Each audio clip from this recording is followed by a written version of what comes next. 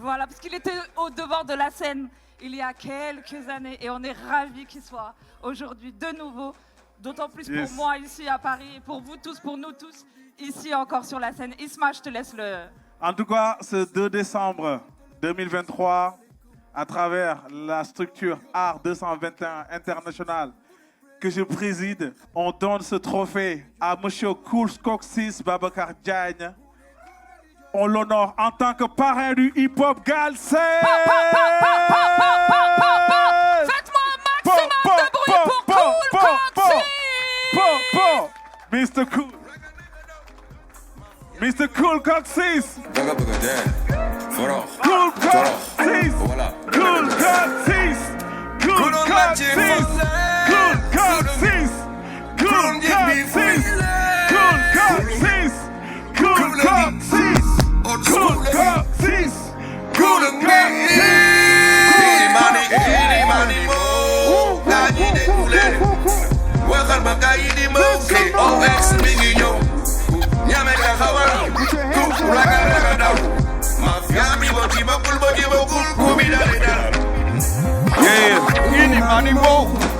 Gaañi déglu leen waxal ma gaa yi di mbaw OX mi ngi ñëw ku ñame taxawal ku ragal nga daw yaa ngi boo ci bokkul ku mi dalay dal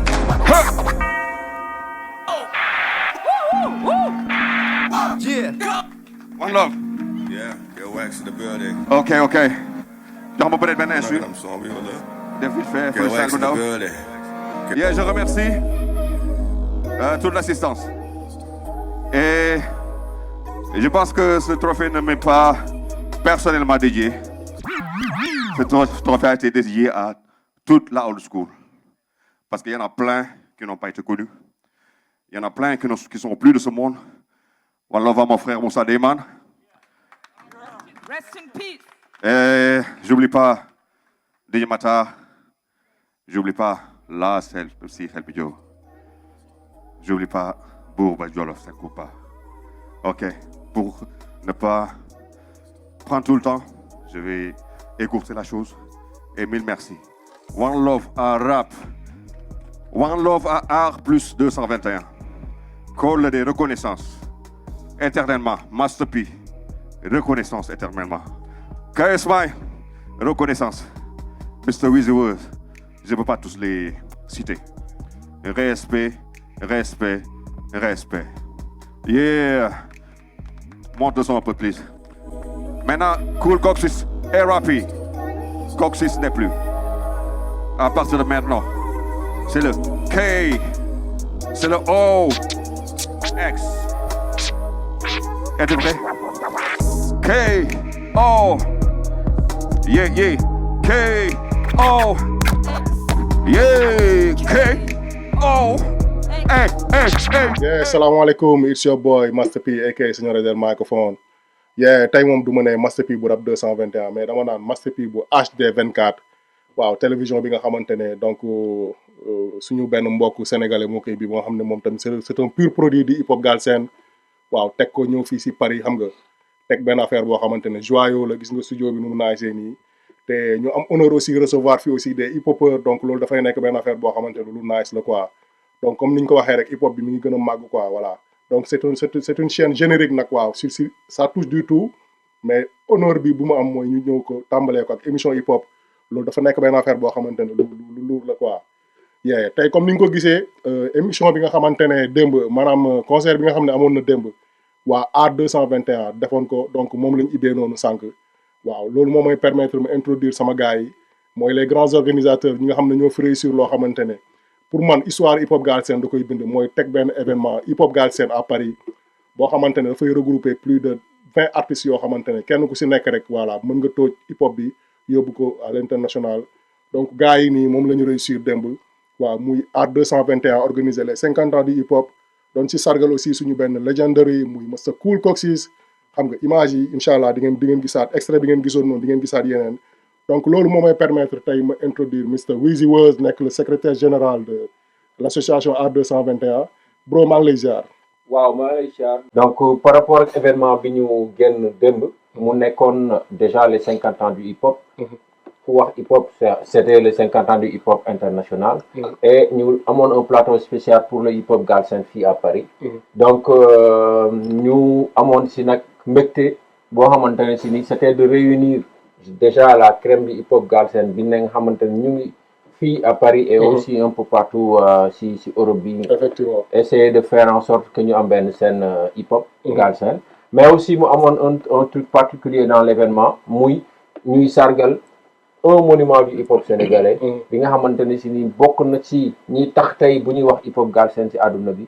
mooy Mr Cool Cocsis.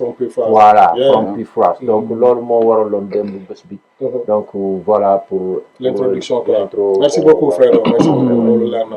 waaw ñu ziar ki nga xamante ne waaw tey hip hop Galsen aussi tey bu tollee fii waaw je pense que ne am na lu bëri lu mu si joué. tey bu ñuy wax ay concours hip hop Sénégal di fees dell di bëri Sénégal. le premier concours reconnu bi nga xamante ne tey moo amoon Sénégal bi nga xamante ne ay ténor yi si lañ bokkoon ay ñoom Canabasse ay ñoom Piba Ari ay ñoom No Name xam nga ay BMF gars yëpp ñi nga xamante ne bokkoon nañ si. waa ji ngeen di gis nii moom moo jëloon na concours boobu muy hip hop feeling muy Mr Thief. ak Kangu Kagu xam nga bokkoon na. aussi si label suma juumul Gaston. si def dara yeah. ñu ngi lay ziar bro di la. waaw delloo siyaar Master P di am mbégte bu yaatu te ñu dalal ñu ci plateau bi def naa première invité ci plateau bi. HD24. vraiment respect à vous dinañ gën a yaatal si concert bi ak vraiment bagage yi nga xam ne tegoon nañ ko quoi. donc ma tourné à ma gauche te tëjee ak benn gars bi nga xamante ne su ma nee l'un des initiateurs du rap au niveau de Parcelles donc seen xel dafay dem si Mr Checky Blaze. xam nga nekk benn moom tamit monument si hip hop bi xam nga. boobu ba léegi mu ngi koy méttil. waaw di teg li gën a garaaw nag mooy old school buy teg événement quoi. old school buy continuer di constant. moom si ñooñu la bokk muy Checky Blaze. même gis ngeen vraiment voilà. boo duggee affiche yi nga xamante ne mi ngi commencé daw si Paris bi yëpp. di waajal benn événement bu rëy loolu après dinañ si dugg. mais dañ koy bàyyi mu nuyoo ak public bi voilà Mr Checky. waaw maa ngi ziar ñëpp. di la ziar. Master P donc di ziar sama bro yi nekk fii Mr Woz Thief. di ziar encore télé HD 24 TV bi. donc di ko ñaanal gudd fan bi mooy première émission bi donc ñoo ngi am honneur en fait def ouverture bi. donc di ñaan mu doon le début d'une très très grande réussite et une très grande aventure. bu commencé fii et bu yamul fii peut-être à travers Sénégal peut-être dellu Italie yeneen dëkk ba inchallah mu gën a law. loolu lañ koy ñaanal en tout cas suñu bro Diarry Mou qui fait un travail extraordinaire depuis le Sénégal et voyager en gardant sa passion di liggéey pour pouvoir mettre en place tout le rêve mu doon def donc c'est une fierté et puis vraiment di ko encourager si di ko ñaanal si yoon bu mu nekk mu gën a law donc voilà di leen jaajëfal et di revenir encore sur l'événement d'hier que Art Plus 221 International Tech. Donc, man mi nekk fii en tout cas Paris depuis un bon moment. C'est une fierté et vraiment un honneur d'avoir participé à événement bu toll noonu. Et bu ñu xamee lu mooy coono organisation. Faire venir des artistes qui sont venus d'Italie, qui sont venus d'Allemagne, qui sont venus du Sénégal, qui sont venus de Belgique. Je pense que c'est un exploit qui est à saluer, qui est à féliciter, qui est à encourager. Et le show était magnifique. Ba pare ñu rendre hommage un artiste qui est vraiment intemporel, qui koo xam ne voilà les commentaires, les témoignages ont été unanimes. Donc Grand Cool Cocsis qui est une personne qui a beaucoup fait pour le hip-hop sénégalais. Que muy ñu ko yëg ak ñu ko yëgul. Et je pense que par la suite ça a donné beaucoup d'idées à gars parce que franchement il faut ay documentaire gars xam loolu mais voilà en attendant c'est juste féliciter encore à plus 221 international bi ma bokk par rapport à c'est cet événement là et di leen encourager di leen ñaax et que voilà donc big up à gars yi et puis wala 221 aussi le nekk fii venir représenter aussi le hip-hop sénégalais donc juste pour dire que c'est pas par juste ñàkk lu ñu def la gars yi nekk fii donc la plus 221 t'as des responsabilités t'es un chef d'entreprise Chef pareil, Wose pareil, man pareil. C'est l'amour qu'on a du hip-hop, du rap Galsen. Et là, c'est quelque chose et donc c'est important que je signale. Merci beaucoup. Waaw après dinañ ñëw aussi sa événement bi nga xamante ne dina parce que gars yi nee nañ yow yaa war a ngéntewaat date bi quoi parce que def nañ fa le 2 bi le 9 nga war a ñëw ngéntewaat ko ak sa big événement mooy nii di feeñ si affiche yi. Donc mu nekk Checky Blaze show xam nga ak ay guests yu doy waar yoo xamante ne donc ça va être chaud quoi. Ça va être big show quoi. loolu dinañ si revenir. Mais Weuz ñu gis organisation au niveau du Sénégal rek nu mu méttee bro. ak vraiment quoi qu'il si nekk fii nag ñu gis ni dëkk bi fii moo gën a réglo quoi. ñu gis seen association bi aussi c'est reconnu par l'État français. Mais nan ngeen def ba mën a regrouper artistes yi jóge si divers horizons ñëw xam nga hébergement bi ak peut-être vraiment salle bi nga gis timing bi nga xamante ne wax ñu ngi leen ko doon respecté loo. ngeen réussir loolu yëpp maanaam organisation bi naka la demee woon exactement quoi ak Art 221 vraiment bëgg nañ nga wax ñu si parce que gis nañ ne temps yi vraiment réseaux sociaux il faut tourner Art 221. man fu nekk lañ may contacter nan la ñuy def pour intégrer Art 221. Donc nga explique ñu exactement quoi si déjà si concert bi idée bi naka la dikkee ak vraiment voilà organisation bi vraiment naka la demee quoi. Ok donc pour mu am benn suite logique dama bëggoon rek ñu commencer si expliquer Art 221. Effectivement. Donc Art 221 historique bi mu ngi juddoo ci voilà des passionnés de hip-hop. Des passionnés de rap Galsen. ñoo xamante ne si ni voilà Sénégal lañ ko doon defee. ba yàlla def ñu tase si kaaw bi. Après ñuy gis ne voilà gars yi dañuy ñëw souvent ci kaaw bi di jouer. Mais duñu jouer souvent si scène yu bari. wala scène yu mag. Très rarement ngay gis des artistes. Pur hip-hop Galsen laay wax nag. Tu vois ñuy jouer ci scène yoo xamante ne si ni voilà on dit franchement chapeau. Et on peut en citer ku mel ne Checky Blaze par exemple. de jouer ci de grandes salles. Voilà mais sinon le reste dañ doon ñëw. dañuy jouer ci ay pokkus man li ma koy waxee souvent. ay pantere la ñuy jouer. ñii di jouer ci ay anniversaire ñii di jouer ci kii c'est un peu ironique. mais c'est la réalité. Après bu ñu ñëwee dem ne tournée la ñuy def. Et on voit que yeneen communauté yi da ngay gis ne voilà day am ay scènes yu mag yeneen artistes yeneen te pourtant ñooñu bi ñuy wax rap Galsen ñoom commencé bu ñu woon rap Congo wala rap Gabon wala rap Mali ça mu ngi dem quoi. Donc du coup on s'est vu que ne loolu dafay bu fekkee ne bëgg nga li ngay def dafay toucher un tout petit peu sa orgueil.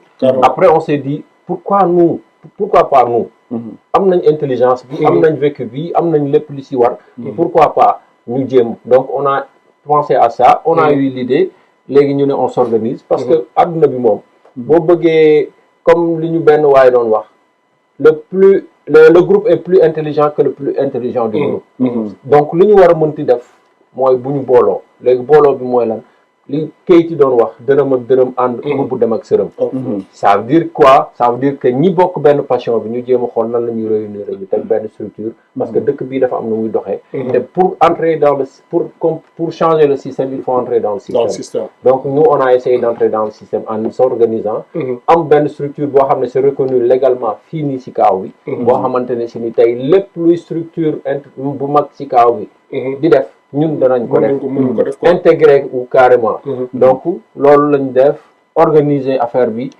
woo ñi nga xamante ne si ni affaire bi intéressé na leen l'idée intéressé na leen on s'est organisé on a fait ça on a eu tout ce qu'il fallait comme papier administratif parce que loolu mooy début bi pour être reconnu structuration bi après nag mu des à poser les actes.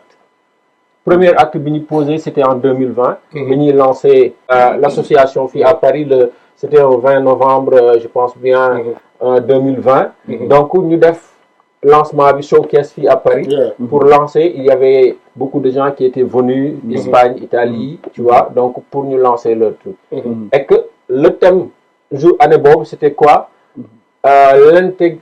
l'intégration par la culture tu vois parce que aussi tamit moi je pense que pour briser les ponts c'est à travers la musique c'est à travers la culture c'est à travers le hip-hop parce que ni ñuy defee hip-hop en Chine noonu lañ koy defee au Sénégal noonu lañ koy defee en Guinée noonu lañ koy defee whatever donc loolu moo waraloon tey ñu ne lii quand on a fait ça en 2020 malheureusement il y a eu le Covid lu bari saal yu bari amoon ay restrictions donc mënuñu woon organiser waat mais après bi affaire reprendre on a eu pas mal d'idées entre temps ñu jéem ko mettre en place ba ñu agsi si la scène d'hier quoi ok donc c'est un long processus c'est un long processus voilà ñu togg ko donc ñu agsi si la scène d'hier te avant la scène d'hier il y a eu des singles qu'on a eu à faire avec collectif des artistes qui sont dans Art 221 mais aussi on a intégré des jeunes yi nga xamante ne dañ bëggoon booster leen seen carrière pour aussi ñoom ñu am des lignes pour affaire yi mën a yaatu ñoo xamante ne ils sont un peu partout donc affaire bi nekk loolu maintenant là pour parler de l'événement d'hier donc loolu mooy processus bi moo indi événement hier démb bi événement démb bi loolu la woon rek c'était que il fallait qu'on ait une scène boo xamante ne si nii c'est une scène hip-hop galsen donc une scène hip-hop galsen nag boo ko waxee mooy que ne il faut nga woo ñi nga xamante ne ñoom ñooy def les acteurs tu vois donc ces acteurs là nag dañu nekk France dañu nekk Belgique dañu nekk Allemagne dañu nekk Italie dañu nekk whatever fépp fi nga xamante ne ci àdduna même ba Brésil waaw ñu ngi si Brésil Mr Kunta Kinte moom mi nekk Brésil tu vois donc du coup léegi gars yi nga xamante ne si ne nag ñoom ils étaient vraiment disponibles parce que bari nañu bëggoon ñëw seen temps moo leen ko mayul job bi moo leen ko mayul ak yenn détails yi mais ñi nga xam ne ils sont disponibles ñëw nañ on a fêté ça plus ñi nga xamante ni si ñoo nekk fii ba pare ñu xam leen sur la scène hip hop galsen ñoom ñu ñëw après on a fait une fête et en li ko waral nag mu affaire bi am réussite mooy dañoo jiital la passion parce que comme ci kii ni mu ko doon waxee sànq c'est une passion boo xamante ni si nii yàlla moo ñu ko nattoo léegi natt boobu nag dañ ko nangu di ko dund loolu moo waral tey ñu ngi koy def peut-être di nga si am benn coono di nga si am yenn affaires yi mais doo ko yëg plaisir nga si ëpp di am que coono bi nga xam peut-être keneen ki nekk à l'extérieur mais pourquoi kii di daw ci lii lu mu ci am tu vois plaisir boobu noonu rek déjà voilà et je pense bien que ne en âme et conscience que hier on a procuré du plaisir à ceux qui étaient là on a procuré du bonheur à ceux qui étaient là et on a permis de faire la rencontre des gens yoo xamante ne bëggoon nañ gisee ak ñi musul gisee c'est vrai c'est important de le dire ñi musul gisee donc loolu aussi loolu amul je pense que amul nature boo ko mën a mesurer ba fay ko tu vois donc loolu aussi tamit muy lu wane lan que ne dañoo war a boole on est obligé parce qu'on vit en société donc on est obligé maintenant il faut mettre les formes on est en train de mettre les formes maintenant li des nag mooy ñun ñëpp ñu accompagner ko ñeneen ñu ngi leen di woo c'est open ñu ñëw ñu accompagner ko parce que c'est pour le hip hop galsen effectivement mais c'est important fi nga waxee noonu si nga tëjee foofu laay ñëwee sax parce que hip hop bi dafa nekk ñun benn mouvement boo xam ne c'est restreint ñun ñëpp a xamante man pour rek preuve man ñu ngi déggante depuis plus de 5 ans Thieup ñu ngi déggante depuis plus de 10 ans même mais tey yàlla di def ñu ngi soog a gisee ñoo bokk Italie mu dëkk Naples man ma dëkk Vérone mais mosuñu gisee ñu ngi doon showante lool saa su nekk Buzz la même chose Ceki la même chose ñu ngi soog gisante donc loolu mooy wane la beauté du hip hop ak vraiment showante lool ak respect bi nga xamante ne te loolu dafa important quoi je vois que ne loolu dafay commencer di wàññeeku toujours si suñu game bi quoi mais yow Thieup li ma lay laaj rek mooy déjà maanaam organisation bi yow démb dama la gis en tant que artiste rappeur mais nga nekk di daw de gauche à droite maanaam engouement boobu ak vraiment détermination boobu lan moo ko waral exactement quoi waaw mooy comme lu Weuss waxoon sànq rek tey ji boo gisee ñu jógee Sénégal ñëw ci Europe bi tamit def naa ba ñu ñëw tamit suñuy bagage la ñu indaale non muy passion tu vois passion danaan bu nekkee ci nit rek nekk na ci nit quoi lu naturel la ci moom tu vois des fois damay xool comme par exemple comme Ceki Blaise non Ceki Blaise depuis ay années mi ngi fii tu vois depuis boobu ba léegi mosuñu gis mu bàyyi tu vois te ce qui est sûr et certain mooy day jël alalam di ko ci def kon donc loolu passion la tu vois nekkul benn passion boo xam ne bu individuel la mais passion la boo xam ni fu mu jugee muy nation mi Sénégal loolu moo tax muy def loolu non tu vois ku si nekk si ñun tamit loolu la donc Art plus 221 tamit loolu la quoi tu vois mbir buy doog a commencé tamit il faut que ñuy comprendre que ci nekk dañuy soxla disponibilité am tu vois yow yaa ngi ci beneen fàcc effectivement tu vois te yaa ngi ñëw fii yaa ngi xam nga yaa ngi présenté plateau bi non ci télévision bi Woz tamit boo xoolee ñi nekk ci staff bi ñëpp ay artistes lañ tu vois ay artistes lañ mais teewul ku ci nekk am na leen loo xam ni tamit benn yaa ngi koy dugal ci biir tu vois te loolu moom mooy mbir bi tu vois ku ci nekk li nga xam ni mooy sa leen loo xam disponible nga ko rek ci benn poste rek il faut nga remplir ko tu vois il faut nga remplir parce que loolu boo ko remplir wu tamit dès maintenant tamit amul keneen kuy ñëw di remplir loolu donc te loolu suñu rôle la ñun te dañ koy def tu vois dañ koy def ku ci nekk am benn mi ngi mel ni comme jëmmu doomu aadama rek tu vois benn jëmm la ñuy wax mais jëmm bu nekk dafa am ay loxo am tànk am gémmiñ am lamiñ tu vois donc loolu yëpp mouvement ku ci nekk rek mënul dem bàyyi moromam donc bu ñu centré tamit suñu position ci côté boobu tamit gars yi jox ma ko tamit dam koy def ak fierté dam koy def ak passion dam koy def xam nga pour ñu pousser li nga xam ne tey jii moom moo ñu indi fii tamit représenter li nga xam ne mooy la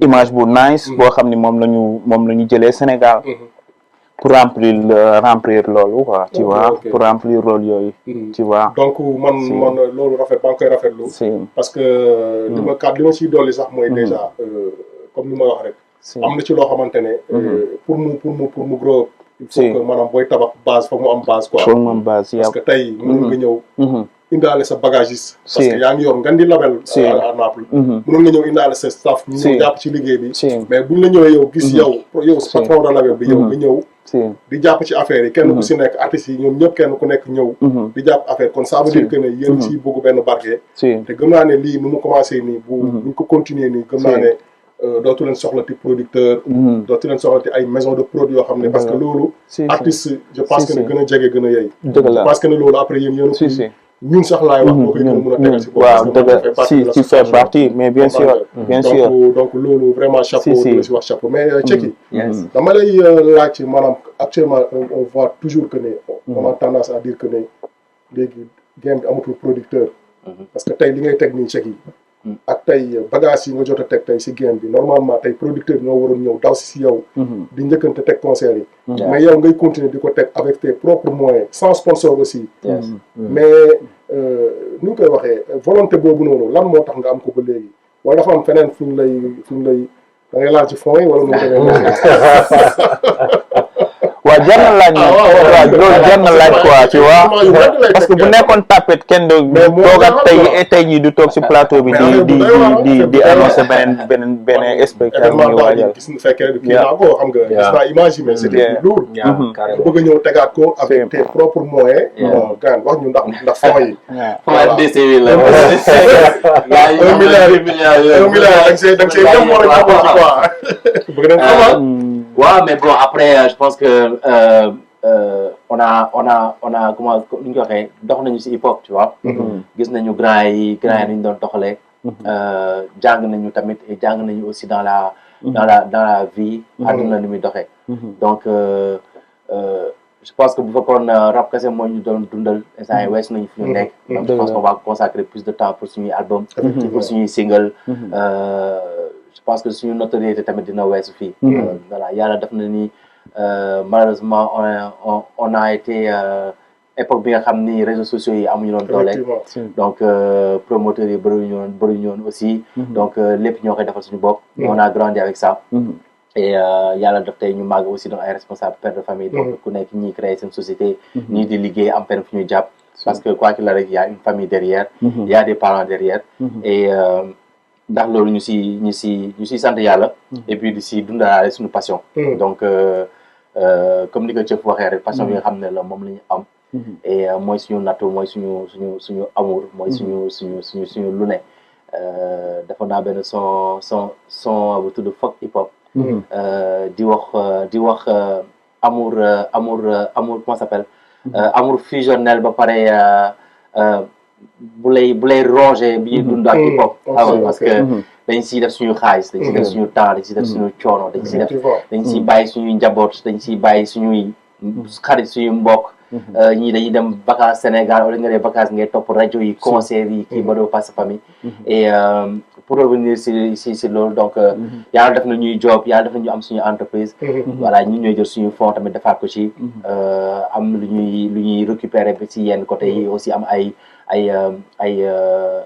bienfaisants yi nga xam ne ñuy autour ñu gëm lu ñuy def di si jàpp aussi ñuy jàpp si lii ñi xam ne ñi jàppale parfois financièrement gaan teg ñoo jàpp si lii donc loolu mooy tax tamit ñuy continuer et aussi public bi nga xam ne bëgg nañu bu dee ñaar bu dee 5 bu dee 10 bu dee 20 personnes pour ñun loolu rek benn motivation la parce que ba ñuy commencé rap suñu néeg la ñu commencé rap waaw comme ni ma koy waxee rek ba may rap man tàgguma la donc sa abi baabuma dañuy taxaw suñu néeg di rap di yuuxu di kontaan di truc donc gars yi fu ñu comprendre ni passion la en fait yow da ngay def studio enregistré sa son ba pare yow nga bëgg nga génn teg ko sa benn copain wala nga teg ko sa famille ñu kontaan ñun loolu rek doy nañ lu ñu si yokk nag bénéfice la public bi apprécié ñeneen ñi apprécié donc dañ si sant ñu sant si yàlla mais loolu moo ñuy poussé en tout cas ñuy investir di def ay concert tamit dem ay retour yenn si investissement yi tamit alhamdulilah parce que am na tuuti ñuy suivre ñuy ñëw si concert yi et cetera et aussi di nekk teg ay merchandising jaay ay t-shirt et cetera xool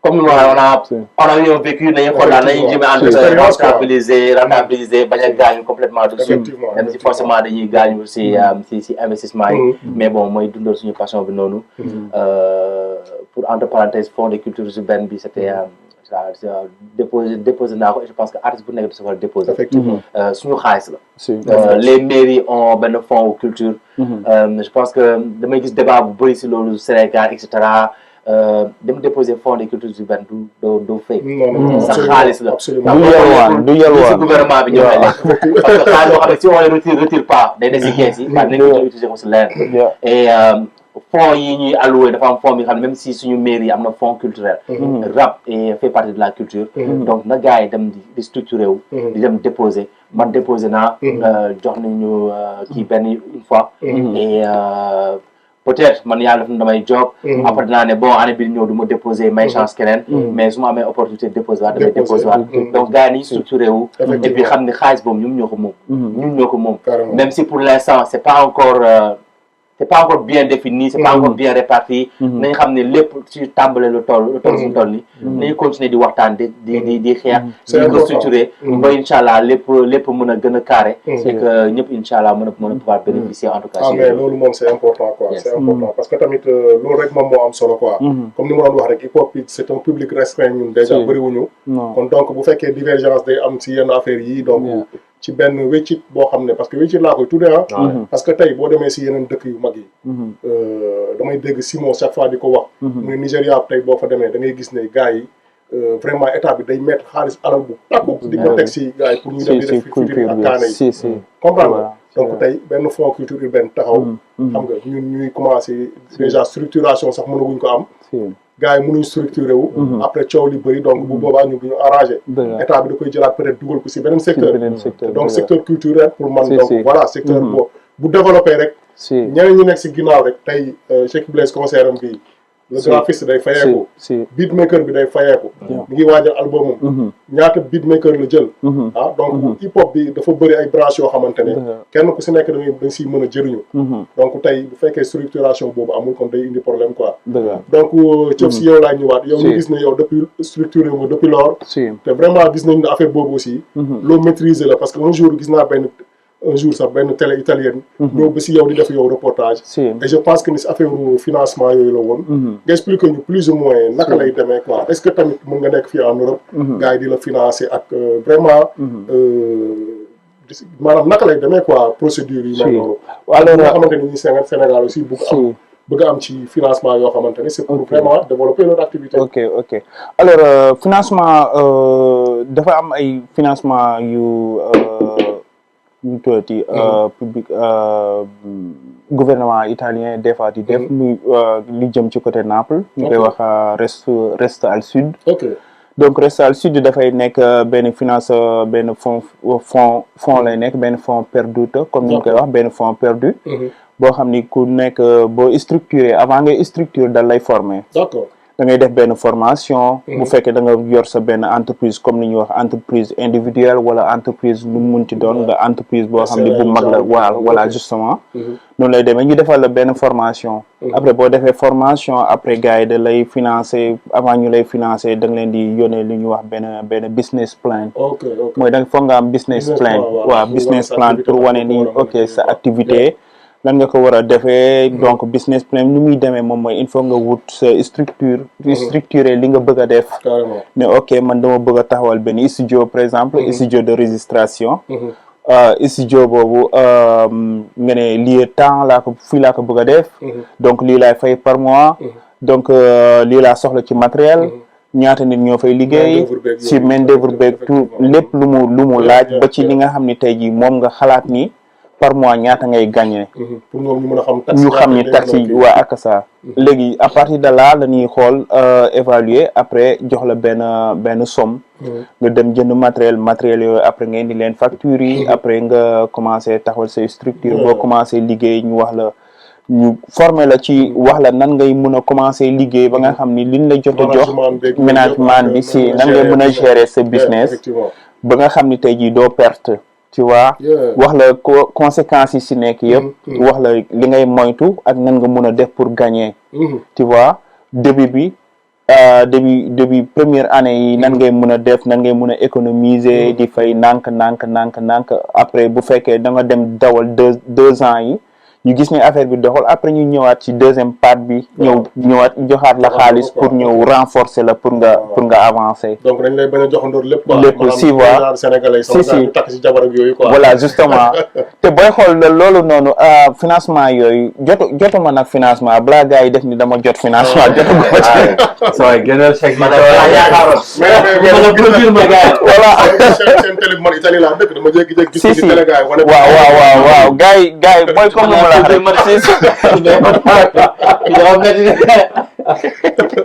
tu vois après loolu dafa laajoon benn procédure parce que pour ñu jox la pour man finance bi ma defoon bokkul ak Restaurant Sud bi waaw parce que man dama ñëwoon pour wax ni man da ok comme gis nañ ni dama nekk foofu di former ay boy acteur culturel di former ay boy foofu di former boy immigré yi ak boy tubaab yi tu vois ak sunu moyens yu tuuti sama biir kër laa leen doon enregistré des fois ñuy jaabante borom gàlle bi ñu commencé di ñaxtu tu vois donc ma ne damay déplacer studio bi yóbbu ko poste boo xam ne fa laay mën a def sama studio mu fixe foofu quoi tu vois loolu moo tax ñu déposer woon programme boobu mais pour déposer ko gars yi dañu la il faut que nga dem ba ma defee formation beeg def sama business plan il faut que ma dem banque dem ñu boole ma ay banques yoo xam ne damay dem foofu pour ñu financer ko mais bu fekkee da nga nekk étranger amoo yenn tuuti yenn assurance yi maanaam il faut nga am lu background bu xam ni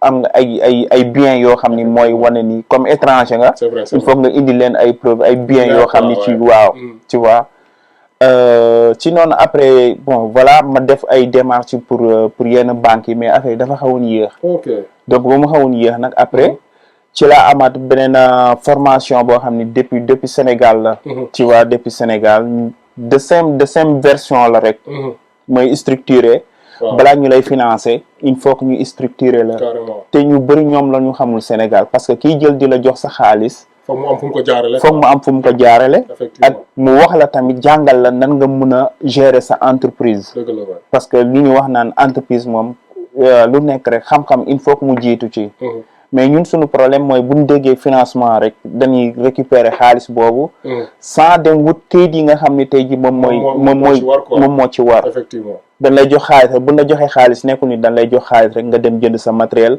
commencé liggéey nii te li ngay liggéey amul ay kayit yu firndeel ni yaa ngi facturé parce que ñiy jël xaalis di la ko jox tamit dañ koy bind ci kayit waaw traçabilité quoi léegi dafa am nag ñoo xam dañuy jël finance boobu ñoom dem lekk ko wala ñu jàpp ni ak buñ la financé rek yow da nga yaakamti jot ci xaalis boobu te il faut que ñu doo def rapport doo def dara donc il faut que ñu former la wax la xaalis bii ñu la jox il faut que ñu wax la que ni nii nga koy gérer boobu bañee ñàkk te lii mooy indi développement loolu mooy tax yow sa xaalis buñ la jox buñ la financé pour nga mun ci intégrer ñeneen parce que yow formé nan la comme chef d'entreprise. Donc bu la formé comme chef d'entreprise donc yow di nga mën a former ñi nga xam ñooy say employés. Tu vois léegi nag employés yooyu nag yow il faut nga teg leen nu mu tuddati nga mettre leen en règle. Effectivement parce que nga mettre leen en règle loolu moom mooy permettre ñoom tamit seen avenir ak seen i doom. Donc boo demee en pension maanaam boo retraité yow xaalis boobu ñu am ak ça ak bu ñu feebaree mën a dem fajoog yooyu yëpp quoi si c'est important waaw loolu la entreprise di doxee tu vois donc formation yooyu la ñuy def tu vois doog la financer léegi bu na financer nag yow ki nga xam ni moom mooy ñëw di liggéey ci yow tamit formation boobu nga koy defal moom mu mun a créer waat beneen petite entreprise mun a gérer waat ainsi de suite tu vois mais bu ñu financé rek comme ni mu wax ñun moom ñun moom bu ñu financé moom xam nañ xaalis bu baax nuñ ciy liggéey tu vois waaw am na solo en tout cas bonne chance et puis respect gis nañ vraiment Naples ni ngay appuyer booy yi xam nga sa label bi nga teg donc ça se voit que ne ñëwoo rek toog pour nekk di liggéey di wàcc di kii mais yaa ngi jëmal hip hop bi di ko teewal ba italien yi aussi reconnaître la ci loolu quoi en tout cas respect merci beaucoup Weuz à 221 mais programme bi ngeen teg nii ñaata lañ leen si financé parce que tey moom foog ñu wax waxu xaalis ak financement quoi. waaw dafa jaral leeral jaaxal tey foog ñu wax waxu financement. sa waay dafa ma ko wax keroog quoi Sénégal da ngeen ñam wala fii parce que vous êtes reconnu par l'état français loolu moom na leer à 221. saa bi mu gisee affiche bi xool mun ma sa waay ñaar ngeen jot. mais foog mu leer mais bon après comme li may wax si njëlbeen bi rek. bon après. bu ñu amee passion ak benn entente boo xamante ni si ni maanaam dafay lalu ci dëgg ci ay base yu leer rek je pense que mën nañ def lu ne parce que après lépp rek xol moo koy def quoi effectivement donc par rapport ak affaire bi li koy def mooy maanaam benn symbiose bi ñu am benn ak xam li ñuy bëgg a def loolu la rek parce que nit ki tamit mën nga am financement des milliards mais si tu n'as pas un projet bien défini si tu n'es pas prêt waaw xaalis bi day naaw quoi donc là on comme li ñu wax sànq cheminement bi yàgg na te c'est pas bi ñu créé Art 221 parce que Art 221 a été créé le 21 juin 2020 tu vois loolu dafa commencé bien avant ñu ñëw fii bi ñu nekkee Sénégal bi ñu nekkee si mbedd yi di ko lijjanti di truc loolu nag moo indi tey bu ñu ñëwee fii rek déjà teg xam nañ li ñuy def parce que pratiquement amoon nañ benn background boo xam ne ci loolu la ñu nekkoon quoi donc affaire yi dafa ñëw rek maanaam xam nga comme lettre à la poste donc du coup moo waral voilà toute cette énergie là bu gravité autour après nag énergie boobu noonu bu positiver rek ñun bëgg nañ dañ koy après dañ koy partager quoi parce que nit ki lépp lu muy partager lu mu mënti doon rek reflet boobu noonu li nekk ci moom la quoi donc bu fekkee ne énergie positive moo nekk si ñun buñ ko génnee force moom mooy dal jaamu yàlla yi quoi donc loolu moom moo indi voilà affaire bi demee noonu non mais parce que tonton goomu ba léegi 200 millions mais gars yi lu moo tax boo leen laajee xaalis rapport yi lu tax boo leen laajee xaalis rek ñu daw question bi quoi damay laaj ndax yéen vous êtes financé par l'état français parce que vous êtes reconnu par l'état français ak au niveau du Sénégal aussi Art 221 est bien représenté maa ngi mbiri ñoom Hamza moom ñoo koy teewal foofu ñoom Pams Rosso xam nga gars yëpp fa ngeen doog ñu reconnaître leen si 2 états ak Europe bi yëpp fi mu nekk nii gars yi reconnaître nañ leen fi mais gars yi ñaata lañ leen financé ngeen teg seen concert parce que concert bi concert bu rëy la sama waa ji waaw léegi financement da ngeen si dépensé xam nga financement bi autofinancement la autofinancement la c'est-à-dire quoi mooy que ne ñun ñoo cotiser voilà parce que organisation association fii ni muy demee bokkul comme association Sénégal yi tu vois nga xamante ne benn waay mooy gérer association bi et après anyway tu vois mais fii par exemple si tu veux avoir une subvention il faut nga indi ay justificatif yi wane ne association bi déjà existé na pas que de nom mais aussi mu ngi teg ay activité beneen bi mooy il y a des cotisations régulières yu membres yi am parce que les membres du bureau wala les membres de l'association ñoom par exemple par rapport ak seen ay cotisations si yooyu la ñuy basé ñu xool régularité bi pour mu nga mën a am financement au niveau des structures que ce soit mairie whatever mais cette fois-ci pour l'instant parce qu'on avait déposé l'année dernière une demande de financement au niveau de la mairie de Quimper mais après financement bi mujjul génn parce que voilà dafa am document yoo xamante ne dañ ko jot tardivement. dañ ko dugalee fekk na. fekk affaire na ils ont clôturé nañ ko quoi. donc là on est en train de travailler là-dessus pour xool nan lay demee waat. mais là pour l'événement on s'est autofinancé. c'est-à-dire cotisation yi nga xamante ne si nii les membres de l'association ñu ngi koy def mensuellement. ci lañ jël et spécifiquement par rapport à cet événement on a demandé à ce que les gars aussi cotisent par rapport à cet événement pour ñi nga xamante ne si nii mën nañ ko. pour ñu mën a teg événement bi nii donc loolu moo waral tey affaire bi demee nii et que ñu ngi ñaan yàlla et on va travailler là-dessus pour avoir un financement boo xamante ne si nii day jógee Sénégal et aussi un financement xam dafay jóge fii parce que aussi c'est une association reconnue en France donc c'est une association française maintenant loolu noonu yëpp ñu ngi si dem parce que je me rappelle quand on travaille sur le projet de Tchéki Blaise daaw si concert bi on est parti voir le consul et là aussi on voudrait vraiment lancer un appel par rapport à ces autorités-là qui sont ici et qui représentent le Sénégal di wax ne dans leur plan dans leur programme ñu fàttali leen ne la culture daf ci bokk et mënoo wax culture te waxu hip-hop donc le hip-hop sénégalais a joué et continue de jouer des rôles très très importants dans la société sénégalaise tey boo xoolee dans les télé dans les radios image yu baax yi nga xam ne yaa ngi koy gis ci télé yi surtout wala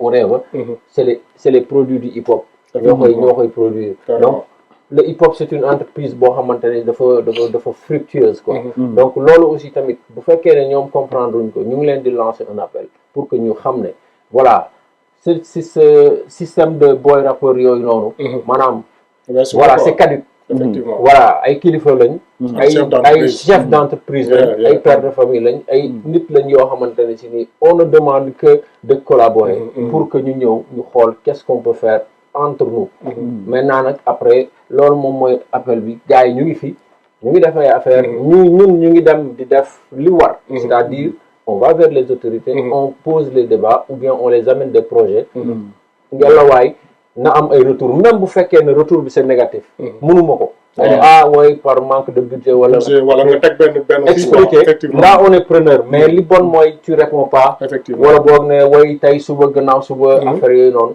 ça franchement c'est désolant et on les appelle vraiment à réagir dans ce sens-là. Moi j'ai une réponse à demain on tu xool ak waa FDC ça n'a rien à voir. FDC c'est une demande annuelle. Franchement, on fait des événements qui sont hors de ces demandes annuelles. Donc on ne peut pas attendre faire un événement en novembre alors que les demandes vont être en février, etc. Et je lui ai expliqué ça. Et il faut qu'ils comprennent que normalement ils doivent avoir un budget culturel. Parce qu'il y a une cellule des associations qui est basé au consul. Moi, je suis parti là-bas. Consul de Paris. Okay. Voilà, je suis parti là-bas. Il y a celui qui gère les associations. Donc, quand je me suis inscrit pour Art plus 221, ils m'ont donné un reçu. Pas de récépissé. Donc, le gars, il m'a dit, il faut repasser dans 2 mois, 3 mois pour prendre le récépissé. 4 mois après, je suis reparti. Le gars, il me dit, ouais, là, on est entre les trucs d'inscription sur les listes électorales. Donc, ce qui n'a rien à voir. Franchement, je suis reparti et je ne parviens même pas à voir le gars. Je l'appelle, voilà, à fond. Donc, là aussi, c'est des problèmes. Après, au retour, si tu dis ça, nous sommes dans le cas. Alors que, voilà, on a fait les démarches qu'il faut. On appelle vraiment à ce que nous, on veut que collaborer. On veut que, voilà, def li nga xamantene ci ni mom lañu xam. Après le reste nak bu fekké né c'est autre chose lu bokul ak ñun li nga xamantene ci mo ñu taxa jog lool mom lenen la quoi. Donc on appelle à ce que voilà franchement ces autorités là qui appuient aussi ces genres de projets de télé par exemple c'est des Sénégalais c'est des gens yo xamantene ci ni ils pouvaient prendre manam li nga xamantene ci mom lañu financer li yépp ñu def ko ci sen njabot def ko ci sen bop. Mais quand on ouvre une télé, c'est pas pour soi-même. C'est pour la communauté. Tu vois, c'est pour la communauté. C'est pour faire vraiment faire ou bien vendre la destination Sénégal. Et vraiment, l'on appelé à ce que voilà, nous baillons. Effectivement. En tout cas, c'est important quoi, parce que culture, comme le mot, culture amul jëk quoi. Culture amul jëk parce que tay mën nga tek ben concert bu reuy bo xamantene vraiment tu vends la destination Sénégal quoi parce que demb nasaraan yi ma gis foofu daf ne leer na bu ñu ñibbee dinañ am benn nettali bu rafet boo xam ne dañ koy teg te loolu c'est grâce au hip hop donc ça veut dire que ne hip hop bi vraiment ak culture urbaine bi. Vraiment gars yi war nañ ko gën a mën a teg loxo te j'espère bien parce que actuellement. pendant un des nôtres muy Mr Tafa. Dabrens bi nga xam ne mooy suñu PCA maintenant. moo géré fonds des cultures urbaines tuddatul noonu sax léegi fonds des cultures et pour le développement je pense le tudd quoi xam nga donc yokk nañ ci ay yeneen ba ak développement créatif. donc je pense bien que ne voilà moom il a été rapport comme nous xam nga nekk aussi un entrepreneur culturel. Espérons bien que ne. Cette nomination dina jëriñ hip hop bi dina jëriñ culture urbaine bi parce que dina xam kan mooy kan boo ko ne kan mooy Ceki Blaze xam na kuy Ceki Blaze boo ne ko kuy Woz wala nga ne ko kuy A221 du fi nekk di chercher de midi à 14h donc espérons bien que ne avec cette nomination de Tafa Dabrens vraiment les choses vont se décanter quoi xam nga donc loolu lañ ci soxla donc ma retourné si Mr Ceki Blaze di ko wax yaa ngi waajal événement le 9 bii nii waaw mu nekk benn ngénte boo xamante ne gars yi teg nañ lu métti mais est-ce que di nga relever challenge bi li ma gis nii samedi bi passé nii quoi. Non mënu ma ko relever parce que quand on rend hommage à Koukouxis moom. leneen mënatu ko relever. affiche baa nekk nii. je pense que leneen mënatu ko relever. gars ils ont élevé le niveau trop haut pour man. mais on va essayer en tout cas de défendre les drapeaux du hip-hop. effectivement comme d'habitude quoi comme ni ko yàggee defee. waaw di rappeler ne daaw aussi tegoon nga ko si dans la même salle. dans la même salle tegoon nañ ko ça fait voilà ça fait plus de 10 ans ñu ngi teg suñuy jéego. ñu ngi def et pour rejoindre un peu li ngeen wax ay drapeau Sénégal lañu. suñu musique wala suñu ay événement tax na ay nasaraan ay ñeneen découvrir Sénégal. tax ñu dem Sénégal pour xam Sénégal. suñu musique permettre leen ñu xam lan mooy wolof. bàyyi xel luy wolof. et puis découvrir Sénégal. donc c'est important que autorités yi xam ni comme li ngay wax rek ay fa de boy rapport c'est caduc. on est des pères de famille. des chefs d'entreprise la plupart ñi nekk fii. parce que dañuy liggéey ñu ngi liggéey soit ci benn société wala ñun am nañ société boo xam ne ñoo koy gérer suñu bopp. donc bu ñuy def ay événements aussi. c'est important que autorités yi xam ne bi ñu toogee ils sont en face d'entrepreneurs, de businessmen et on parle là actuellement de business. Parce que les événements c'est beaucoup d'argent ñu koy def. Il y a des gens qui sont en train de travailler derrière, des ingénieurs, des infographes, des beatmakers. Il y a le DJ aussi. L'organisation. Effectivement.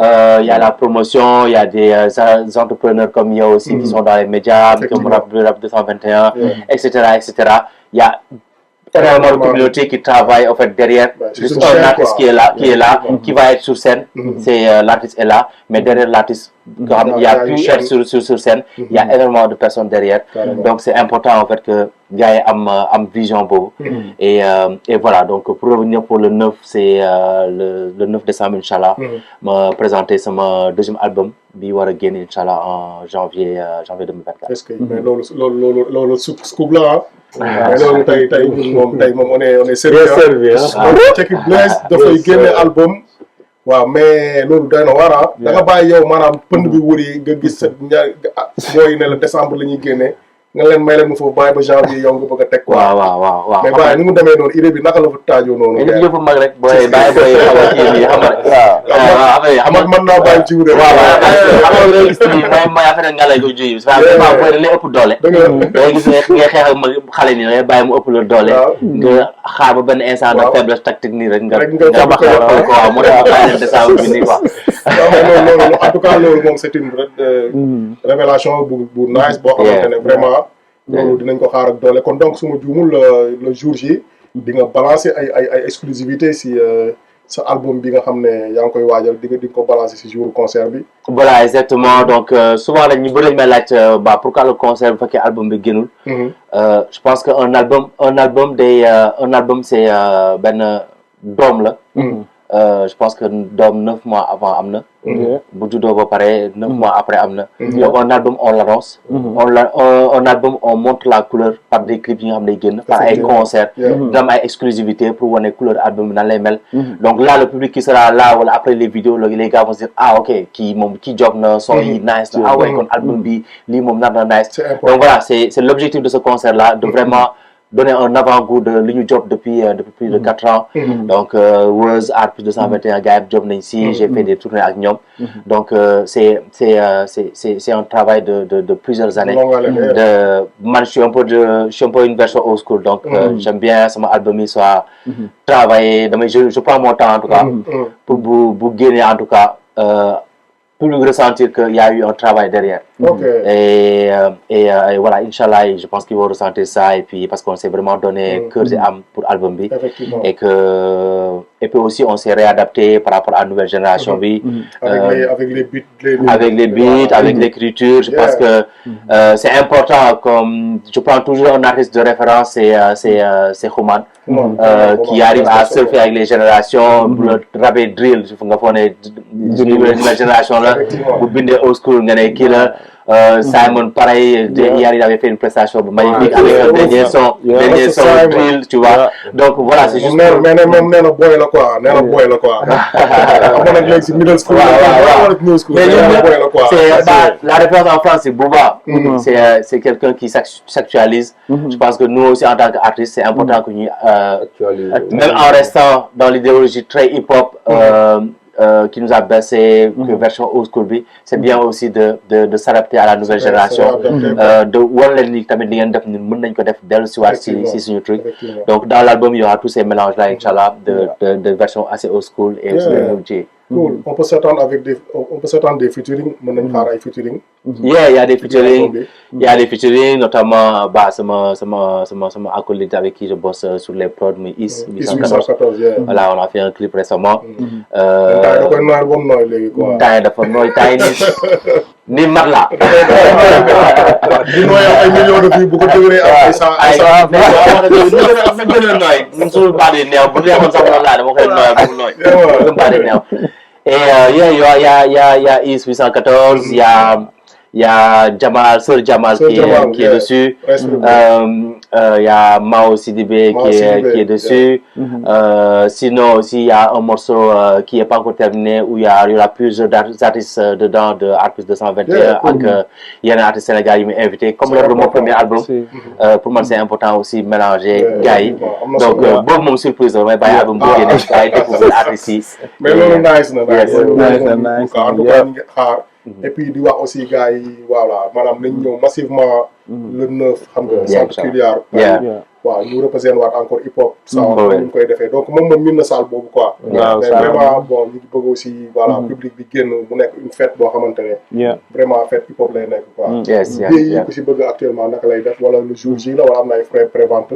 Les préventes sont disponibles, donc je pense sur les réseaux sociaux, il y a la page événement. Réseaux sociaux, donc Checky Blaze, affiche il y a un numéro, un QR code qui permet de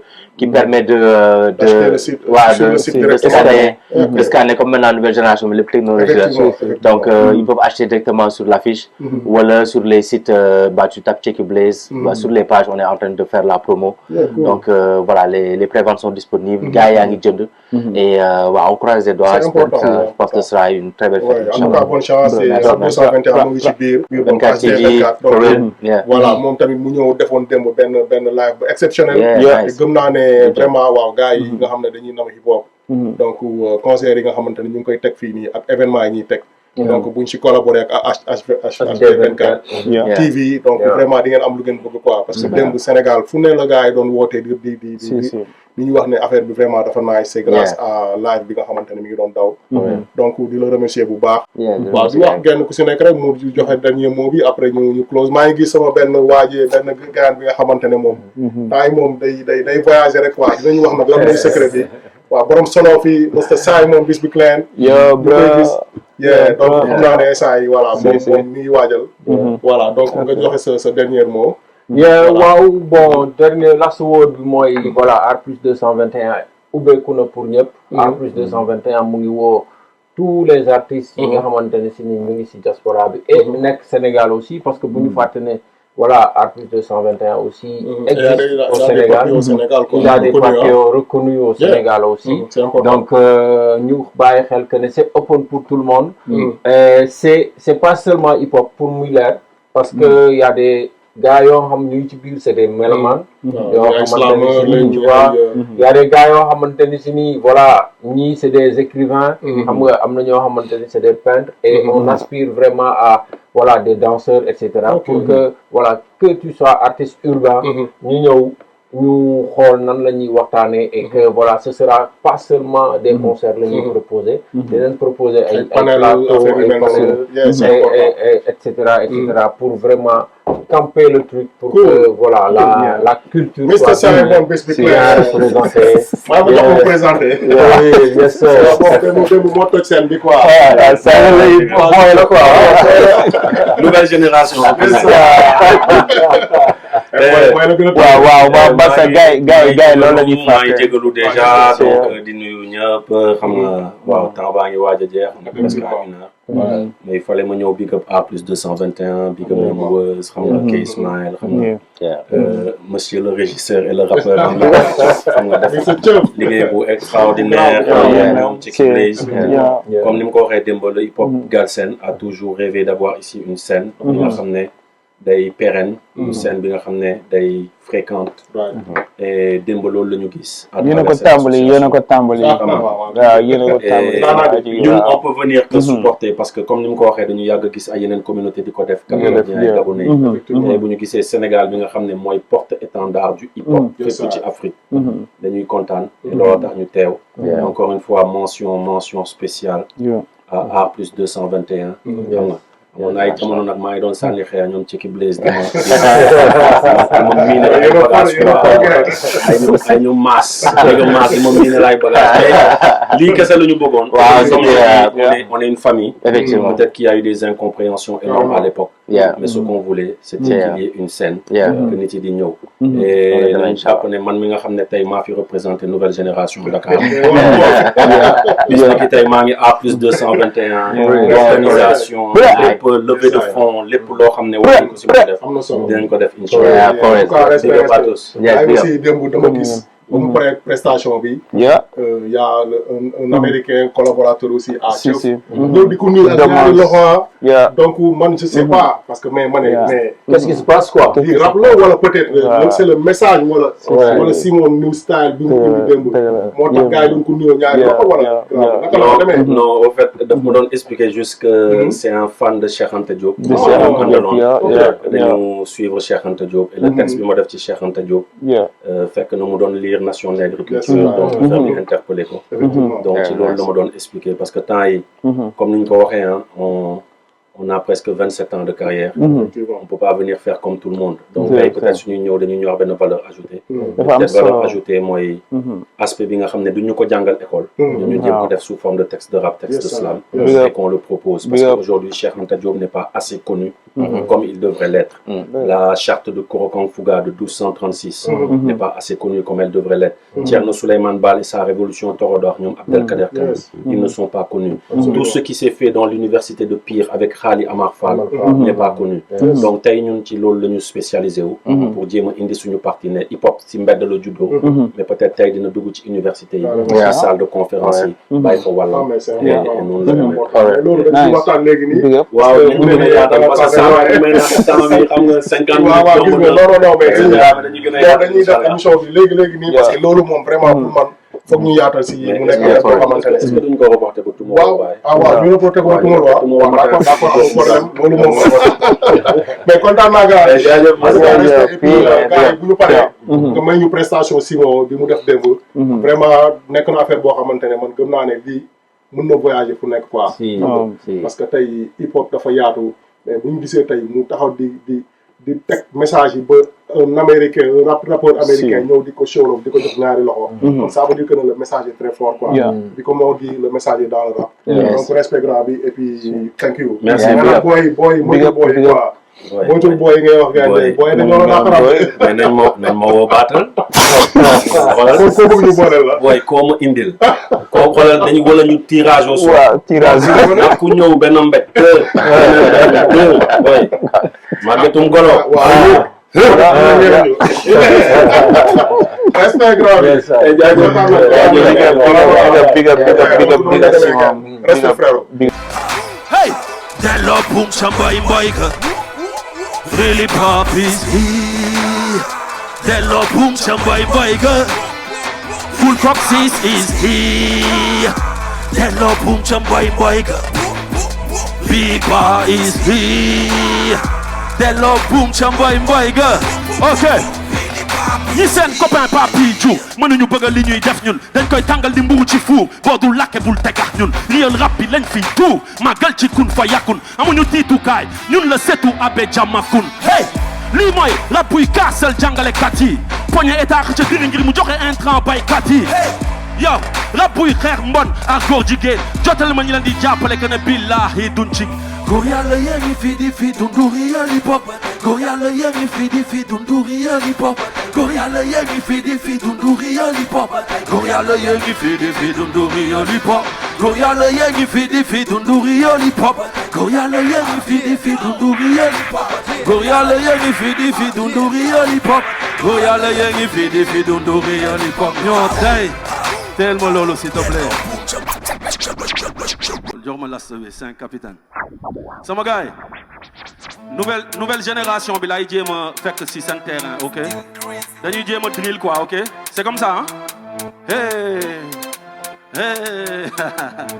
ok comment chillin Simon Captain 2 hey kenn gënu kaa gëm bii game raak na ba doon ci bi déew da nga jëm a test ñëw dugg xool ndaxam daa dox boy génn na suñu géew ñi ko jéem talatuñu def teew my boy duma ku ñuy jaay réew dañ ko xësal rëppatal ne ci ba tey kon kenn duñu jaay beew bokkuñu ak ñu fii train bi bàyyi rab ba cardiaque te duma tàyyi am na ma skills bëri technique te kenn yabuma ci seen bàyyi di teg ba tey boy mu leen di yee marche teg ci ram duma kuy jéem niveau bi daa ëpp ku ma topp këpp bu dul man boy seen rab bi du dee never waaw gis nga donc Thieuff ñu bàyyi nga def sa dernier mot frère dernier mot bi moom mooy xam naa comme Wose wax na lépp ah tu vois art plus 221 international bi moom mooy loolu buñ ko waxee rek daanaka mooy tijji na bunt yëpp tu vois donc comme li gars di wax li union moom mooy fait la force mooy force quoi tu vois boole mooy doole donc te ay Sénégalais moom fu ñu nekk rek bu ñu boole defe naa lépp war na mën a sotti tu vois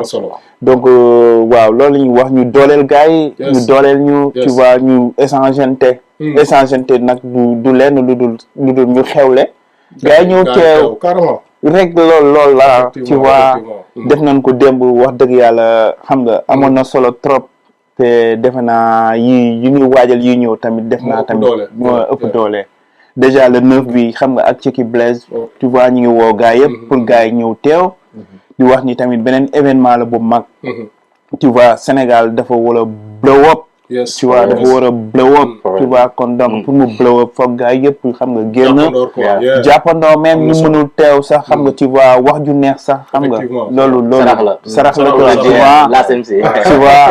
tu vois wax bu neex sarax la boo gisee benn MC boo xam ni comme Ceki Blaise lu tax ma koy wax parce que damay toog fu sori di gis lu muy daj tu vois di gis lépp lu muy daj kon donc loolu dafa soxla ay mbokkam tu vois dafa soxla ay frère am dafa soxla famille yi boo xam ni dafay ñëw blow up tu vois ñëw nekk jàpp ci bagage te bu ko jàppalee dafa mel ni Sénégal lañ ko jàppal kon respect Ceki tu vois respect à toi respect à Rap 221 waaw kon mënuñu tëj ce message là je vais vraiment essayer de m'exprimer en français parce que hier durant l'événement vous avez vraiment honoré une Amazone du hip-hop Galsen donc muy la Sister Element donc vraiment hier on avait tous des frissons donc quand vous avez vraiment annoncé que vous allez l'honorer donc comment vous est venue l'idée et vraiment hier le réalisateur après va nous montrer ces images j'ai vu sa fille elle est venue vraiment malgré elle était malade donc mais elle est toujours là pour vraiment fighting pour le hip-hop Galsen donc chose vraiment qu'elle a fait avec tout le monde donc vraiment comment vous est venue cette idée de vraiment honorer cette grande dame du hip-hop sénégalais bien vrai qu'elle est française mais vraiment elle a le cœur sénégalais et vraiment voilà quoi. Ouais, parce que bon, après elle se réclame des deux, sénégalais. Oui, sénégalaise et française, effectivement. Parce qu'elle s'appelle Kinesek. C'est sûr. Donc, Sek, direct, ça vient du Sénégal. Donc, voilà, c'est juste, comme on dit, il faut qu'on se rende hommage. Il faut qu'on reconnaisse les mérites de tout de chacun. Et il faut savoir rendre hommage quand on est vivant. Donc il faut pas attendre jusqu'à ce que voilà qu'on dit Ndeysaan, rest in peace, et après on vient. Voilà, parce qu'après ces hommages-là, pour certains, ça va être des hommages un tout petit peu hypocrites. Et temporaires surtout. Donc là, elle le mérite, tu vois. Elle a cheminé avec le hip-hop Galsen pendant plus de 10 ans. Et elle a présenté presque tous les concerts qui ont eu lieu ici en France pour les rappeurs sénégalais. Elle a fait pas mal de trucs. Elle a fait éclore ou bien fait découvrir plusieurs artistes. Donc, c'était très normal. Surtout pendant les 50 ans du hip-hop. Et de vraiment lui rendre hommage. Et je pense que c'est personne, je dis personne, par rapport à quand on a eu cette idée-là, quand on l'a proposé à la structure, tout le monde était unanime. À valider, quoi. Et tout le monde a validé automatiquement pour dire que voilà, c'est normal. Et ça vient au point nommé parce que voilà, une bonne chose n'est jamais trop tard. Effectivement. En tout cas, vraiment, hier, ça... l'émotion était vraiment au top niveau, quoi. Carrément. Donc vraiment, la sister, on est là, on te soutient, on te souhaite vraiment bonne santé de fer. Et puis tu nous reviens vraiment en forme comme tu le faisais d'antan. Donc vraiment, tu fais partie de nous, tu es parmi nous. Donc vraiment, voilà, le hip-hop a besoin de toi. Voilà, continue et puis il faut vraiment t'efforcer pour que vraiment la santé revienne comme au préalable, quoi. Un mot pour maman. Je suis très fière de toi et de tout ce que tu as accompli pour la musique, pour l'Afrique, pour la communauté et même pour toi avec tout ce que tu as vécu. À l'heure actuelle, tu es encore debout en train de présenter un concert et je suis vraiment extrêmement fière de toi.